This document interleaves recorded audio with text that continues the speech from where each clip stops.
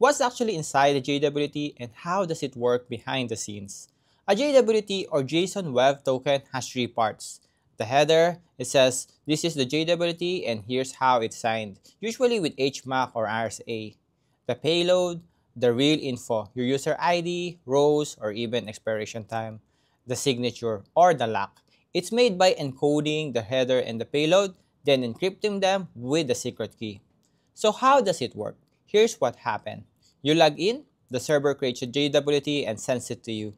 Then you visit a page. Your browser attaches the JWT to every request, usually as an authorization header.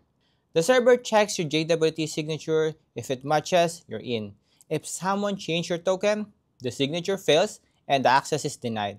So why is it awesome? Because the server doesn't store session data. Everything is in the token. JWTs can expire, so you can set a time limit for security.